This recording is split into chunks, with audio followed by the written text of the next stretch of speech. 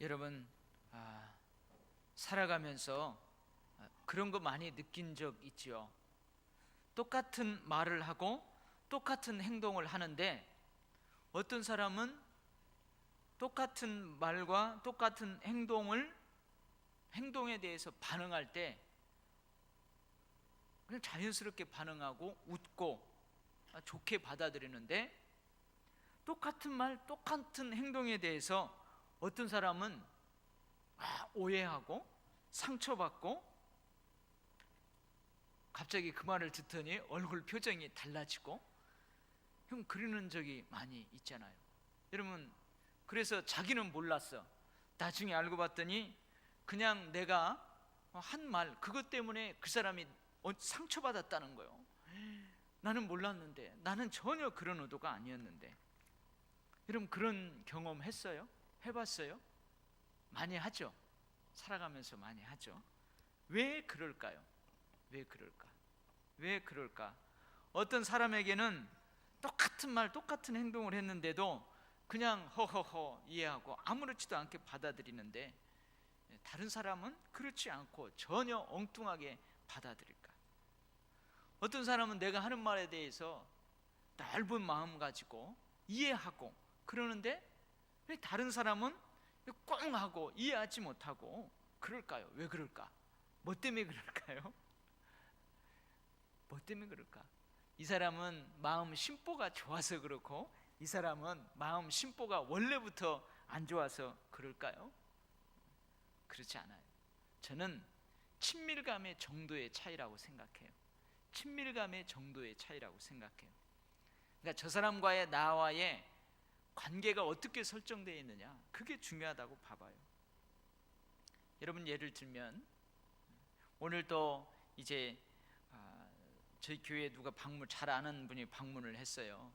방문했는데 거기는 아들이 둘입니다. 아들이 둘인데 같이 얘기를 하는데요, 내가 물어봤어요. 둘이 안 싸우냐고. 잘 싸운대요. 잘 싸운대. 근데 엄마 아빠가 있을 때는 잘 싸우는데요, 엄마 아빠가 없고 자기 둘이 있잖아요. 그러면은 너무 동생을 잘 챙겨준다는 거예요. 그래서 주변의 사람들이 당신네들은 자식 걱정할 필요 없겠다고, 큰아이가 둘째를 그렇게 잘 챙겨주고 그런다는 거죠. 제가 언젠가도 한번 얘기했죠. 저하고 같이 사역했던 목사님이 아들하고 딸이 있어요. 아들, 우리 어진이하고 동갑이에요. 이 둘째 딸은 우리 유진이하고 동갑이에요. 얘네 둘이 그렇게 싸워요. 근데 어느 날 친척집이 갔답니다. 친척들이 다 모였는데요, 그러니까 자기 조카들도, 고만고만한 조카들도 얼마나 많겠어요. 근데 그 조카들 중에서 이 동생, 여자 동생을 누가 때린 거예요. 그러니까 평상시에는 그렇게 싸우고 막 그러던 그 큰 녀석이요, 딱 지켜보더니 갑자기 막 달려가더래요. 그러더니 그 아이 앞에서 그냥 갑자기 주먹으로 그 아이의 머리를 그냥 가격하더래요. 깜짝 놀랐다는 거죠. 이게 무슨 말이에요? 이게 내 동생 왜 때리냐는 거예요. 내 동생이 잘했건 잘못했건 그거 안 따지고 내 동생 왜 때리냐는 거예요. 그리고 동생 탁 손잡고 오는 거죠. 이게 무슨 관계예요? 핏줄이다. 이게 핏줄. 핏줄로 맺어진 관계예요. 자연스러운 그냥 뭐 본능적인 관계죠. 그리고 여러분, 관계 설정할 때 또 어떻게 해요? 고향이죠. 만약에 고향이 어디예요? 그러면은 나 어디가 고향이라고. 그러면은 왠지 여러분하고 같은 고향이면은 좋죠. 좋죠. 그건 문제가 안 돼요. 나하고 고향이 다르다, 그 안 좋은 게 그게 문제지. 또 학교, 어디 고등학교 나왔어요? 어디가, 여러분 객지에서 같은 학교에 나왔다고 해봐요. 여러분 해외에서 여행하다가 대한민국 사람들을 만나봐요. 그렇게 좋은 것처럼 학연, 지방에 의해서 그 관계를 설정하는, 여러분 이런 관계도 그래 싹 이건 바람직하지 않은 것 같아요. 이해관계에 따라서 돈에 따라서, 이해관계에 따라서, 또 힘에 의해서 상하관계, 그런 관계 설정이 막하는 다양한 관계 설정이 있죠. 근데 여러분, 친밀감의 정도가 좀 깊어지려면요, 나는 신뢰가 기본이 돼야 된다고 생각해요. 여러분, 우리가 같이 제자 훈련 할 때에도요, 말씀을 중심에 놓고 함께 기도하며 말씀으로 자기 삶을 비추고 삶을 나누고 할 때요, 이 함께 그 훈련하는 그 소그룹 구성원들 간에 신뢰가 형성되지 않으면 절대 마음을 오픈하지 않습니다. 이 사람들 안에 서로 신뢰가 형성되지 못하면 자기를 개방하지 않아요. 자기 가정을 개방하려고 하지 않아요. 괜히 내 집 개방했다가 흉보면 어떡하나, 흉보면 어떡하나, 우리 집 못 산다고 나 무시하면 어떡하나, 우리 집 잘 산다고 헌금 많이 하라고 하고 더 많이 헌신하라고 하면 어떡하나. 이 신뢰가 없으니까 그런 생각. 그러니까 자기 개방을 못하는 거죠. 자기 가정 개방 못하는 거예요. 여러분, 신뢰, 사랑, 그리고 영적 동지, 이러한 것들로 인해서 관계 설정을 할 때에 여러분 이해할 수 있어요. 친밀감의 정도가 깊어지고요, 그 친밀감의 정도에 따라서 상대방의 받아들임이 많이 달라진다는 거예요. 그래서 여러분 보세요, 이 친밀감의 정도가 깊은 사람들끼리는요, 우리가 옆에서 볼 때는, 엊그제도 우리 구역장애들 같이 모여서 그랬지만, 옆에서 보면요, 나이가 지긋하게 들었어요. 근데 자기 어려요. 근데 반말 비슷하게 해요. 반말 비슷하게 해. 예를 들면 제가, 우리 장로님 연세 많이 드셨는데, 장로님 그래 요즘 잘 지내?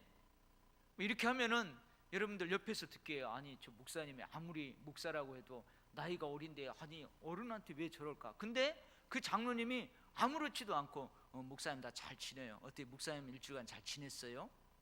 잘 지냈지? 이렇게 지내는 거예요. 그러니까 옆에서 볼 때에는 저 사람들 간의 친밀감의 정도를 보면 오해할 수 있잖아요.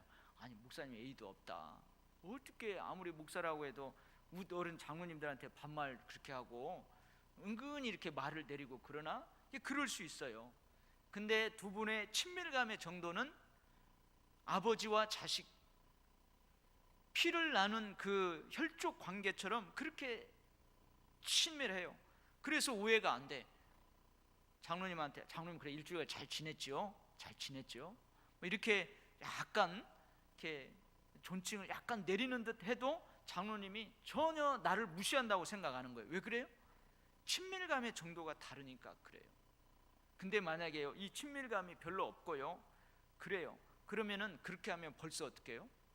아, 목사가 나를 무시하는구나, 장로가 나를 무시하는구나, 누가 나를 무시하는구나, 그럴 수 있어요. 그래서 여러분 이 관계는 너무나도 중요합니다. 근데 오늘 사도 바울이 고린도 교회와 자기와의 관계가 어떤 관계인지 말하고 있어요. 어떤 관계래요? 오늘 쭉 읽어봤는데 어떤 관계래요? 고린도 교회하고 사도 바울하고 관계는 어떤 관계래요? 자녀와 부모 관계래요. 자녀와 부모 관계. 너희를 내 사랑하는 자녀같이 대한다 이 말이에요. 그리고 그리스도 예수 안에서 내가 복음으로써 너희를 낳았다는 거예요. 그러면 어저께요 우리 교회 경사 났어요. 아기가 나왔어요. 반정숙 집사님이 떡두깨비 같은 아들을 슉 낳았어요. 할렐루야, 아멘. 참 아들 낳았다니까요, 아들. 그래서 예수 그리스도 안에서 내가 복음으로써 너희를 낳았다. 그러니까 자녀와 부모의 그 비유로 사도 바울과 고린도 교회의 그 관계를 이야기하는 거예요. 여러분 부모 자식 간에 부끄러울 것이 뭐 있어요? 그죠? 부모 자식 간에 부끄러울 것이 뭐가 있어요? 있지만 여러분 부모 자식 간에 부끄러울 것이 뭐가 있어요? 그죠? 부모 자식 간에 부끄러울 거 없어요. 여러분 이거 이 설교 수요 예배는 또 저 인터넷에 올라가는데 여러분 우리 아이들 다 딸이잖아요. 지금도요 세면장에 들어갈 때요 내가 눈 이렇게 가려야 돼요. 눈 가려야 돼.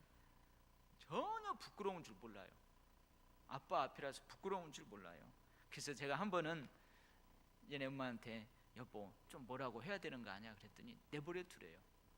괜히 그렇게 하면은 더 역효과가 난다는 거예요. 자기들이 깨달을 때까지 내버려 두라는 거예요. 그러니까 부모 자식 간에는 부끄러울 게 없죠. 여러분, 나를 대하는 나의 자녀들과 나를 대하는 다른 성도들의 자녀들을 달라요. 제가 가끔 교회에 제 방에 딱 있잖아요. 그러면요, 우리 아이들은요 안 하고 들어와요. 노크도 안 하고 들어와가지고요, 그 소파에 와서 비스듬히 앉아 있고요, 누워 있기도 하고요.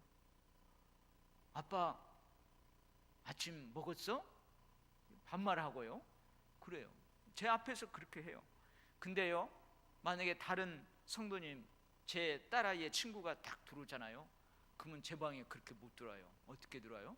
노크하고 들어오고요. 우리 딸아이는 막 눕는데요, 다른 아이들은 눕지도 못하고 다 있고 목사님 눈치 보고 그러는 거예요. 이게 뭐예요? 자녀와 부모 간의 관계예요. 차이가 있다는 거예요. 제가 한번 얘기했잖아요.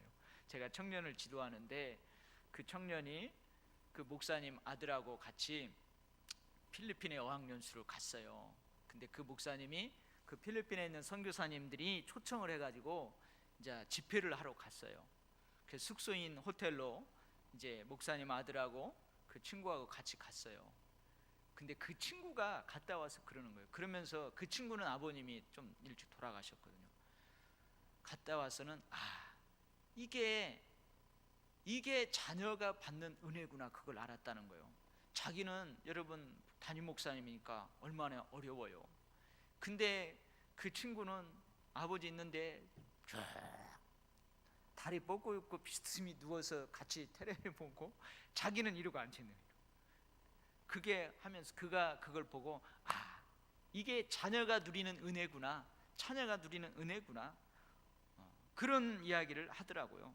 그러니까 여러분, 부모 자식 간에 부끄러울 것이 뭐 있어요? 그죠? 부끄러울 것이 뭐 있어요? 그러니까 고린도 교회와 사도 바울이 그런 관계라는 거예요. 그러나 여러분, 부모로서 자식에 대한 책임이 있죠. 어떤 책임이 있어요? 때로 잘못 가는 길로 갈 때는 책망하고 바른 길로 가라고 훈계하고 훈련을 통해서 자녀를 성장케 해야 될 책임이 부모에게 있는 거예요. 부모에게 있는 거예요. 그래서 여러분, 가끔 자녀들이 잘못하잖아요. 그러면 예전에 그 자녀들을 다른 사람들이 나무랄 때 뭐라고 그래요? 네 애미가 가르쳐드냐? 그러죠. 네 애미 애비가 가르치더냐 이놈아. 그게 여러분 큰 욕이에요. 큰 욕이에요. 큰 욕이에요. 그러니까 이 부모로서 자녀 성장에 대한 책임이 있는 거예요. 책임이 있는 거예요. 우리 교회가 이제 성장을 해가지고 이제 교구가 많아졌다고 생각해 보세요. 1교구, 2교구, 3교구, 교구가 많아졌어요. 그래서 이제는 부교역자도 1교구를 담당하는 부교역자, 2교구를 담당하는 부교역자, 3교구를 담당하는 부교역자가 이제 생겼어요. 그래서 한 교구에 1000명씩 된다고 봐봐요. 3000명이 됐어요. 그러면 그 부교역자들이 있는데, 예를 들면은 1교구의 구역장이 뭘 잘못을 했어요. 근데 이 3교구 부목사님이 와가지고 1교구 그 구역장을 팍 나무라는 거예요. 누구 보는 데서? 1교구 담당 목사님 앞에서 팍 나무라는 거예요. 근데 그 1교구 구역장이 좀 잘못해서 실수했어. 혼날만 해. 근데 여러분, 1교구 담당하는 목사님이 기분이 좋을까요? 안 좋을까요? 별로 안 좋아요. 왜 그래요? 아니, 3교구 목사님 잘못했으면 나한테 뭐라고 해서 내가 혼내게 해야지, 왜 직접 혼내냐고. 아마 그 자리에서는 말 못하지만 나중에 둘이 1교구 목사님하고 3교구 목사님하고 뒤에 가서, 화장실 뒤에 가서 싸울 거예요.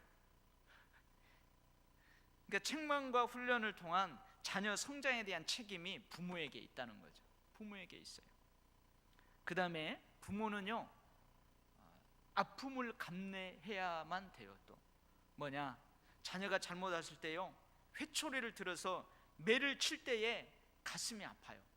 그 아픔을 감내해야 돼요. 이게 사랑이죠. 이게 사랑의 아픔을 감내해야 됩니다. 그죠? 여러분들도 자식 키우면서 그 자식이 잘못할 때 회초리를 쳐봤잖아요. 과도하게 혼냈잖아요. 근데 그 밤에 기분이 좋던가요? 기분이 안 좋아요. 마음이 아파요. 근데 부모는 그 회초리를 치고, 아이가 잘못해서 회초리를 치고 그 눈물 흘리다가 여기에 눈물 자국이 마른 상태에서 잠들어 있는 자식을 바라보면서 가슴 아픈 그 아픔을 감내해야 돼요. 이게 사랑의 아픔이에요. 이게 바로 부모의 마음이죠. 그래서 이 고린도 교회와 사도 바울과 관계는 이런 관계라는 거예요. 고린도 교회 성도들을 향한 따끔한 꾸지람을 하는 사도 바울의 마음이 어떨까? 그래서 오늘 보면은 14절 말씀, 내가 너희를 부끄럽게 하려고 이것을 쓰는 것이 아니다. 오직 너희를 내 사랑하는 자녀같이 권하려 하는 것이다. 여러분, 자녀가 잘 되기를 위해서 자녀를 사랑하고 자녀를 훈계하고 그러지, 자녀가 잘못되고 비뚤어진 길로 가게 하고 자녀를 막 부끄럽게 하게 하고 자녀를 못되게 하게 하려고 하는 부모가 있어요, 없어요? 없어요. 그런 부모는 없어요. 그래서 지금 고린도 교회 성도들을 향해서 따끔하게 꾸지람하는 사도 바울의 마음이 이 부모의 마음이라는 거예요. 이 부모의 마음이라는 거예요. 그래서 여러분 5장부터 이제 보세요. 아주 따끔한 훈계가 시작됩니다. 고린도 교회에 대한 영적 부모로서의 그 사랑과 책임감이 사도 바울에게 있다는 거예요. 이것을 알아야 돼요. 여러분, 자녀가 이것을 알지 못하면요, 집 나갑니다. 그래가지고 나는 다리 밑에서 주워왔나 봐. 우리 엄마 아빠는 나를 진짜 안 낳았나 봐. 나는 어디 고아원에서 입양했나 봐. 그래갖고 집 튀어나가요. 그러니까 이 고린도 교회와 사도 바울과 관계는 그런 관계예요. 그러니까 사도 바울이 이제 본격적으로 이제 책망을 시작합니다. 5장에서부터.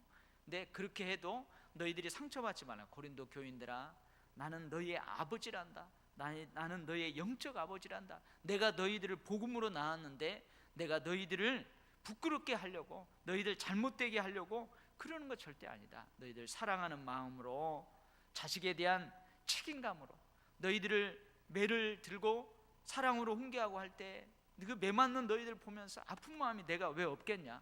그럼에도 불구하고 부모가 자식에 대한 책임감이 있는 것처럼 그렇게 하니까 알아달라는 거죠. 그런 마음으로 이제 고린도 교회를 향해서 나아간다, 그런 말이에요. 그러니까 여러분, 이 고린도 교회를 고린도 전후서를 계속 읽으면서 막 사도 바울이 어느 때는요 막 해도 여러분들이 이 사도 바울의 이 부모의 마음을 알아야 돼. 부모의 마음을 알아야 돼. 여러분, 이것이 바로 하나님의 마음 아니겠어요? 이게 하나님의 마음 아니겠어요? 자, 여러분, 도일교회 모든 성도들과 저하고의 관계가 어떠해야 될까요? 두말할 나위도 없겠죠. 저는 여러분들을 사랑하고 사랑의 아픔도 감내하고 또 여러분들을 사랑하고 어떻게 했는지 축복하고 어떻게 했는지 여러분들이 하나님 보시기에 합당한 사람들로 세워지고 그렇게 해야 돼요. 그렇게 해야 돼요. 여러분들은 제가 때로는 엄하게 한다 할지라도 그걸 상처받지 말고 나를 살리려고, 나를 살찌우게 하려고 하는가 보다, 이런 관계가 되어야 돼요. 저와 여러분이 그런 관계가 되어야 되고 우리들끼리 서로가 그런 관계가 되어야 될 줄 믿습니다. 아멘. 이럴 때는 아멘 크게 하는 거예요. 두 손 들고 할렐루야 막 해도 돼요. 우리가 그렇게 돼야 될 줄 믿습니다. 아멘. 그 다음에 사도 바울하고 고린도 교회하고의 관계는 어떤 관계라고 하냐면 선생이 아닌 아버지로서의 스승의 관계예요. 여러분, 선생하고 스승은 조금 뉘앙스가 다르죠. 선생하고 스승은 조금 뉘앙스가 달라요. 물론 모든 선생님들 중에서 그런 분은 없겠지만 여러분, 선생이라고 했을 때는 그냥 그 사람의 인격적인 교통 없고 그 사람의 꿈이나 비전 상관없이 그냥 내가 지식만 전달하는 거예요. 지식만 전달하는 거예요. 지식만 전달하는 거예요. 학원 강사처럼 그냥 지식만 전달하고 가는 거예요. 강사처럼. 여러분, 강사는요 그 강사 주제를 가지고 와가지고 그 시간 그냥 강의하고 가면 끝나는 거예요. 선생이라고 할 수 있어요. 그러나 스승은 뭐예요? 아버지로서의 스승, 스승은 뭐예요? 그러지 않습니다. 인격적인 나눔이 있는 거예요. 인격적인 나눔이 있는 거예요. 그런 관계예요. 그냥 내가 일시적으로 내가 강사가 되어서 너희들에게 강의하는 걸로 끝나는 게 아니라는 거예요. 너희들하고 인격적인 나눔이 있기를 원하고, 인격적인 교통이 있기를 원하고, 또 나의 인격을 통해서 너희들이 본을 받고, 나의 인격을 통해서 너희들이 배움을 받고, 또 나도 너희들의 인격을 통해서 피드백을 받으면서 서로가 그렇게 되는 거예요. 이게 바로 선생이 아닌 아버지로서의 스승과의 관계. 그래서 여러분, 사도 바울이 뭐라고 그래요? 너희들은 나를 본받는 자가 되라. 너희는 나를 본받는 자가 되라. 참, 사도 바울은 대단해요. 제가 청년들을 지도할 때요, 그런 한번 표현을 한 적이 있어요. 나를 본받는 자가 되라. 그래가지고요, 너희들은 황룡 목사를 본받으라, 막 그랬어요. 교만해서가 아니고요, 그건 저를 치는 표이기도 했어요. 여러분, 청년들한테 나를 본받으라 해놓고 내가 본받을 짓을 해야 되겠어요? 안 해야 되겠어요? 그러니까 이 표어가 저의 삶, 저의 신앙, 저의 일상, 모든 것들을 여러분 규모 있게 꾸려가는 거예요. 이 표어가 그랬던 적이 있어요. 근데 사도 바울은요, 그런 차원이 아니에요. 진짜 본받으라는 거예요. 내가 각 처에서, 각 교회에서 너희들에게 보였던 행동, 너희들에게 가르쳤던 거 그대로 본받으라, 이거예요. 이 본받으라는 말은, 사도 바울이 본받으라는 말은 두 가지 의미가 있어요. 첫 번째는 사도 바울이 교회 지도자잖아요. 교회 지도자로서 일상생활의 모범이 되었다는 거예요. 일상생활의 모범. 교회 안에서뿐만이 아니고 교회 밖에서 그리스도인들이 취해야 될 행동들에 대해서 모범이 되었다는 거예요. 대인관, 고난에 대한 인내, 고난에 대한 신앙인으로서의 자세, 그런 여러 가지를 여러분 일상적인 모범이 되었다는 거예요. 여러분, 저는 좀 부끄러운 고백도 서슴없이 합니다. 왜 그러냐면 목사도 인간이라는 거죠. 목사도 약함이 있다는 거예요. 저는 저의 어떤 인격, 저의 그런 것들을 통해서 내세울 권위는 하나도 없어요. 하나님이 붙잡고 계시고, 하나님이 능력 주시고, 하나님이 저에게 하나님의 꿈을 소유할 수 있도록, 공유할 수 있도록 해줬으니까 거기에서 영적 권위가 나오는 거죠. 여러분, 저도 말씀을 맡은 자로서 영적 권위가 있지만 말씀을 실천하는 자로서는요, 저도 흠이 있고요, 약함이 있는 거예요. 그래서 저는 가끔 성도들 앞에서 제 약함도 많이 고백을 합니다. 주책이 없는 때도 있어요.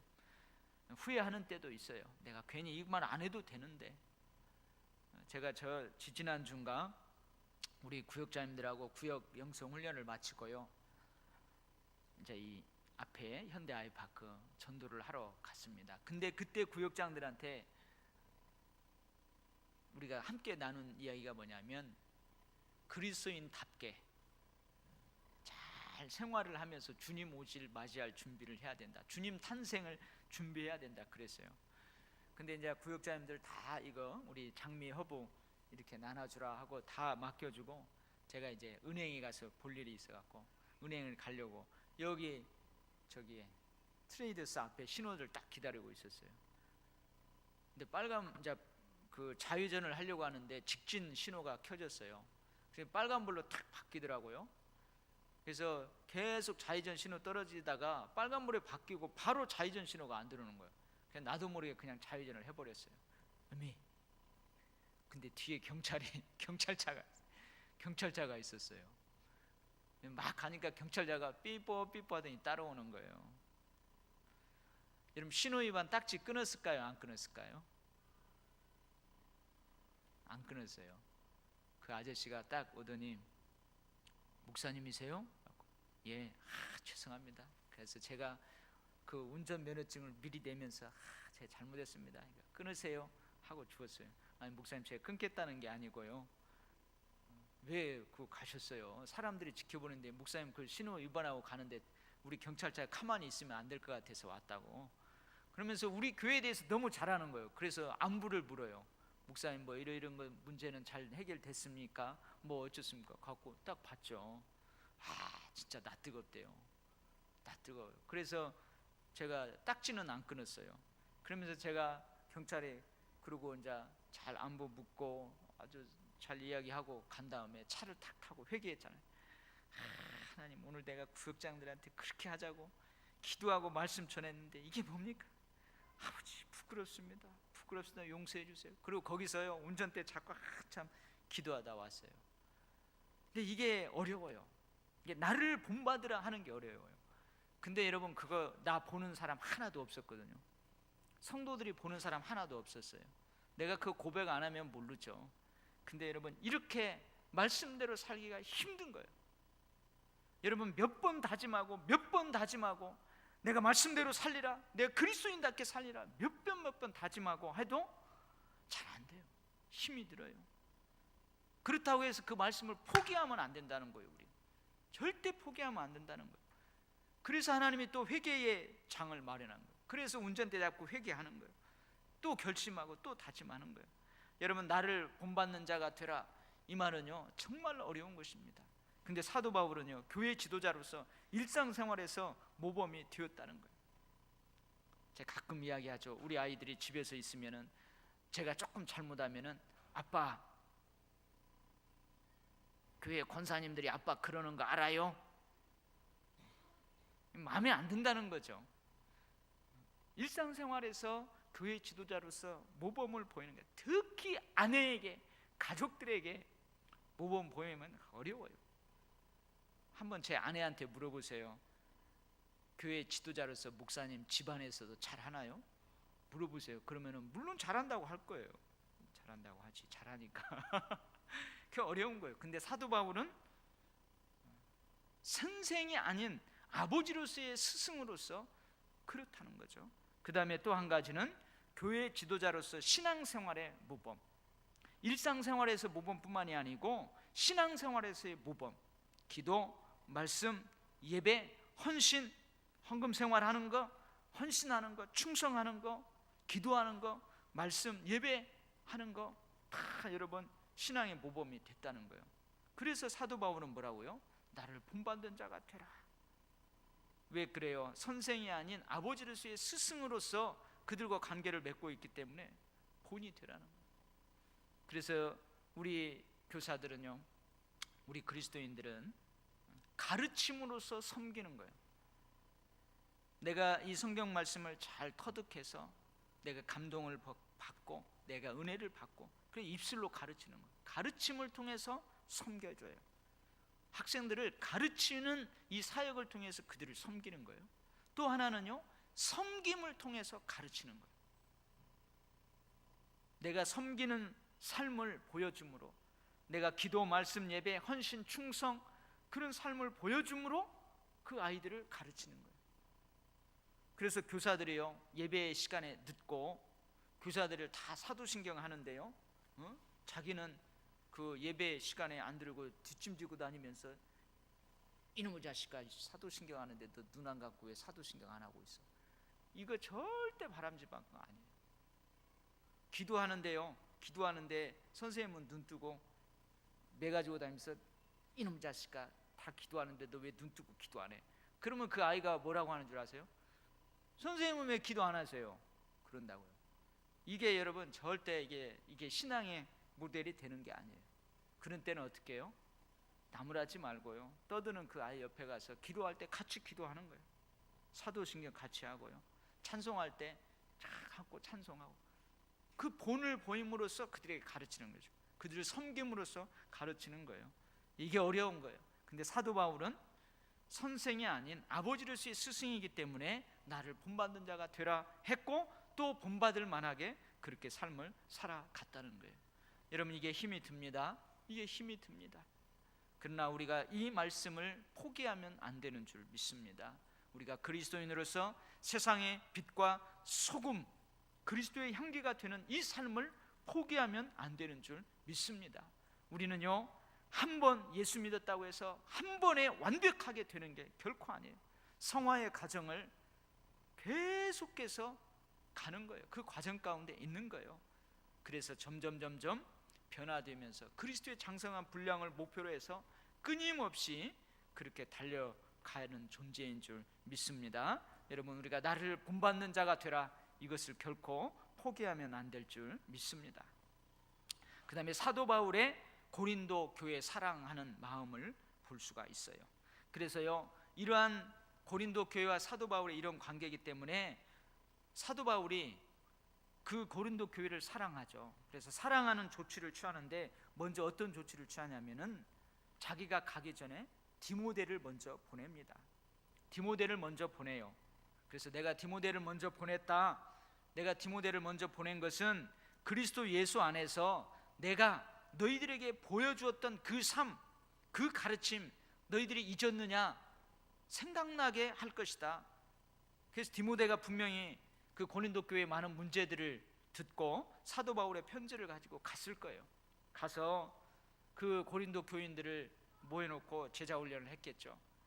사도 바울이, 우리 바울 사도가 너희들 처음 복음을 전할 때, 이 교회를 세웠을 때 너희들 그렇게 가르쳤더냐, 그렇게 행동했더냐, 그러지 않잖냐, 이런 이야기를 거예요. 예수께서, 사도 바울이 우리에게 전해진 그 예수께서, 예수 그리스도께서 그렇게 했느냐, 그렇게 하는 것이 옳은 일이라고 그렇게 했느냐, 그렇게 하지 않았지 않느냐 하면서 생각나게 하는 거예요. 여러분, 디모데의 생각나게 하는 사역을 통해서 고린도 교인들이 자신들의 잘못을 돌아보고 고칠 수 있는 그 기회를 주고자 하는 사도 바울의 마음이 담겨 있는 거예요. 여러분, 하나님께서 기다리시고 인내하시고 돌아오기를 기대하시는 것처럼, 그럼 이것은 하나님의 사랑입니다. 하나님의 사랑이에요. 디모데를 먼저 보내는 것은 고린도 교회를 향한 사도 바울의 사랑이에요. 사도 바울의 사랑인 것입니다. 그래서 여러분, 이제 사도 바울이 간다는 거죠. 내가, 하나님께서 기회를 허락하시면 내가 너희들에게 갈 것이다. 가기 전에 디모데를 통하여서 너희들이 다시 궤도, 정상 궤도로 돌아오라는 거예요. 그래서 내가 갔을 때에 나는 말만 많은 사람이 되지 말고 너희들의 능력이 사람이 되어 있기를 원한다. 말이 많은 사람, 교만하고 허황된 주장만 막 거창하게 늘어내는 그런 사람이 되지 말고 진짜 능력 있는 사람이 되어 있기를 바란다. 사도 바울이 그렇게 이야기하는 거예요. 자, 말만 많은 사람이 되지 말고 능력의 사람이 되라. 참, 이 교회에는 정말로 이러한 일이 있어야 돼요. 어떤 사람 말만 막 거창하게 하고 정작 뭔가 할 때는 어디 갔는지 몰라, 어디가 있는지 모르는 그런 일이 있으면 안 돼요. 여기에서 능력은 뭐냐면 하나님 나라의 백성으로서 성령께서 주시는 능력이에요. 무슨 말이냐, 사람들을요 변화시키는 그 능력의 삶을 말로만 막 하는 게 아니고, 그 사람들을, 말이 적다 할지라도 그 사람들을 은근하게 변화시키는 능력, 그 능력을 보겠다는 거예요. 핍박 속에서도 진리와 의와 사랑에 충실하게 살아가는 능력, 그 능력을 보겠다는 거예요. 고난 속에서도요 믿음과 소망과 기쁨을 잃지 않고 끝까지 그것을 지켜나가는 능력, 그런 능력을 보겠다는 거예요. 여러분, 말은 거창하게 하고 실제로 능력 없는 삶을 한때 보여줬던 사람이 누구예요? 누구죠?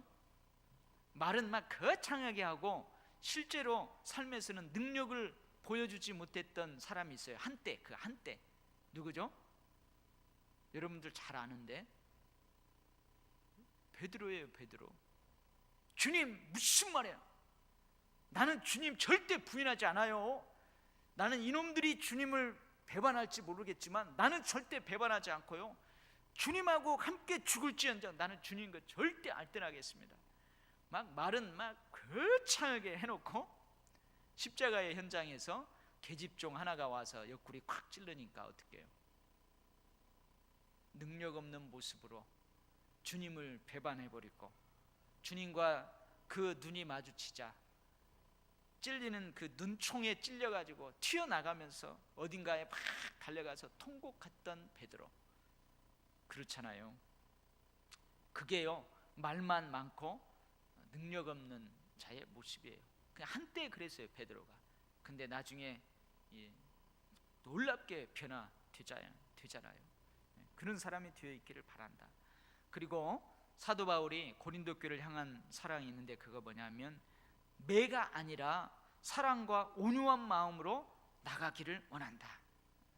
그렇죠? 내가 매를 들고 너에게 가는 것이 아니고 사랑과 온유한 마음으로 나가기를 원한다. 하나님의 마음이에요. 여러분, 하나님은 우리가 회개하기를 기다려요. 인내하고 기다려요. 매를 먼저 빼드는 게 아니고 기다리는 거죠. 그래서 매 회초리를 때릴 필요 없게 하나님은 우리를 기다리시는 거예요. 그게 하나님의 사랑인 거죠. 사도 바울도 마찬가지예요. 근데 여러분, 한번 가만히 사도 바울의 입장을 생각해 보세요. 지금 복음으로 낳은 내 자식들이 교만하고요, 자기 자랑에 꽉 차가지고 잘못된 행동들을 잘한 행동으로 생각하고 지금 있는 거예요. 그러면서요, 복음으로 자신들을 낳아준 아버지인 사도 바울과 그의 사역을 무가치하게 지금 만들고 있어요. 아버지 얼굴에 똥칠을 하고 있어요. 아버지가 그렇게 보여줬던 거, 그거 다 무가치하게 만들고 있어요. 교회 안에 분열을 일으키고 있고요, 교회 안에 많은 말썽을 일으키고 있어요. 여러분, 이럴 때 속이 터지죠. 속 터지면 여러분, 뭐가 먼저 손에 잡혀요? 속 터지면 뭐가 먼저 손에 잡혀요? 매가 먼저 손에 잡히죠. 매가 먼저 손에 잡혀요.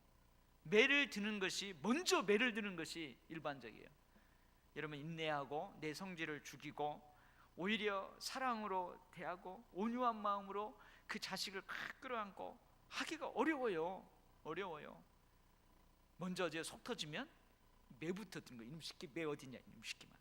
이게 일반적이에요. 근데 사도 바울은 내가 매가 아니라 오히려 사랑으로 온유한 마음으로 너에게 나가기를 원한다.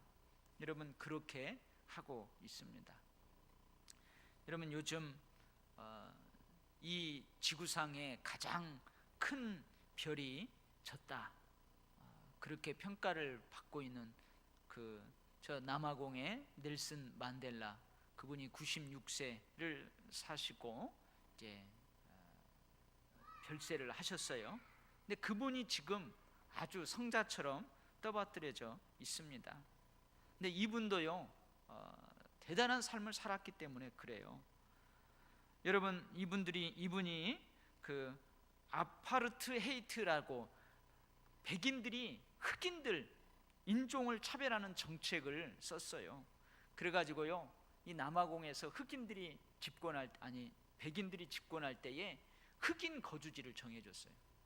너희들은 저 도일 시장에서만 살아야 된다. 그렇게 살 곳을 정해줘갖고 거기에서만 사는 거예요. 그리고 공공시설을 이용할 때에 차별을 두고요, 그래가지고 70여 종의 인종차별 법규를 만들었어요. 그래서 어느 가게는요, 절대 흑인은 못 들어가게 만들어요. 어느 해수욕장은요, 흑인들이 절대 못 가게 만드는 거예요. 화장실도요, 2개가 딱 있어가지고 백인만 보는 화장실이 있어요. 이렇게 어려운 가운데에 이 넬슨 만델라가 이제 그들을 이끌어가요. 근데 이가 그 이끌림을 받으면서 수감이 되는 거예요. 로빈 아일랜드라는 그 섬에, 그 요하네스버그에 가까이 있는 또 다른 섬에 27년간 수감이 돼요. 이 수감을 시켰던 그 백인 지도자들, 어떻게 보면 정적이잖아요.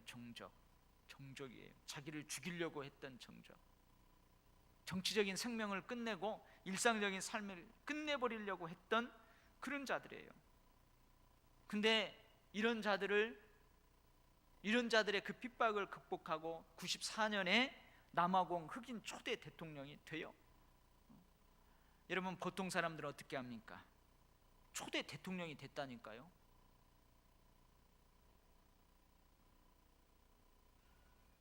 그 나라에서 가장 권력 있는 사람이 됐다니까요.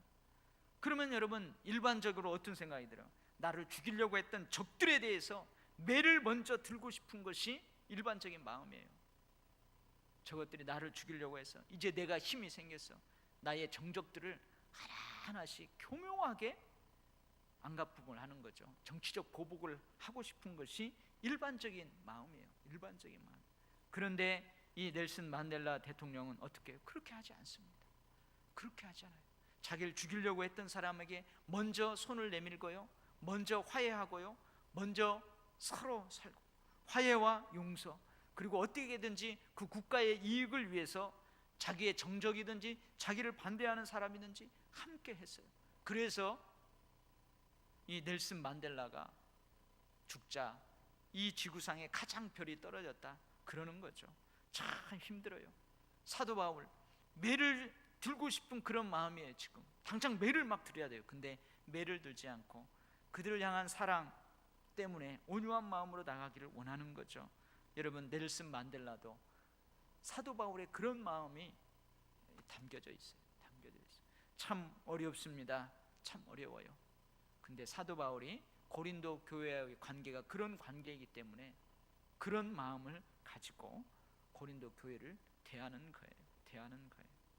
여러분 참 어려운 이야기입니다. 여러분 지금 우리 대한민국의 정치적인 현실을 봐도요 어려워요. 그래서 여러분 제가 보니까 넬슨 만델라 대통령이 그 김대중 대통령이 될 때인가요? 그때 그 넬슨 만델라 대통령이 감옥에서인가 오랫동안 찾던 그 낡은 시계를 선물로 줬다고 그 이호 여사께서 그걸 한번 보여주는 TV 화면이 보이던데, 김대중 대통령도 대통령이 된 다음에 자기를 죽이려고 했던 사람들 다 용서하고 화해하고, 물론 그분이 모든 영역에서 정치를 다 잘한 건 아니지만 그 부분에서 그래서 노벨 평화상을 받고, 넬슨 만델라 이분도 노벨 평화상을 받고 그러잖아요. 이게 힘든 거예요. 특히 정치 세계에서 힘든 거죠. 힘든 거예요. 지금 우리나라의 이 정치적인 현실을 보면서 참 많이 안타까워요. 이런 때 저 넬슨 만델라라는 분이 세상을 뜨면서 우리나라가 뭔가 저분의 사상을 좀 받았으면 좋겠다 하는 마음이 있어요. 여러분 참으로 어려운 것입니다. 오늘 사도 바울이 고린도 교회를 향한 그 사랑의 마음들을 가지고 그렇게 나아가는 것을 보면서 우리도 서로가 서로를 어떻게 관계 설정하느냐에 따라서 그 친밀감의 정도가 달라지고, 그 친밀감의 정도에 따라서 우리가 서로 살아가는 삶의 모습, 대하는 모습들이 달라진다는 거예요. 그래서 우리도 고린도 교회와 사도 바울이 그런 관계를 맺었던 것처럼 우리 도율교회도 서로 간에 그러한 모습을 가지고, 또 사도 바울이 고린도 교회를 향해서 그런 사랑으로 나아갔던 것처럼 우리도 실제로 그런 관계를 맺고 그런 관계 안에서 실제로 삶에서 그러한 삶을 살아감으로 여러분 우리 도율교회에 들어오는 사람들이 와, 이 교회는 다르구나, 우리 교회를 바라보는 다른 교회 성도들이 야, 이 교회는 다르구나. 여러분 수준 높은 교회, 수준 높은 신앙인들, 이것을 포기하지 않는 교회 여러분들이 되기를 바랍니다. 아멘. 기도하겠습니다. 하나님 아버지, 오늘도 참 어려운 말씀을 받습니다. 그러나 포기하면 안 될 말씀을 받습니다. 우리의 힘으로는 안 되지만 성령께서 우리를 역사하시면, 성령께서 우리를 사로잡으시면, 사도 바울도 우리와 똑같은 성정이 같은 사람 아닙니까? 아버지, 우리가 그렇게 닮아가고 또 본을 받고 또 사람들에게 모델이 될 만한 그런 삶, 그런 교회, 그런 성도 되게 하여 주시옵소서. 예수님의 이름으로 기도합니다. 아멘.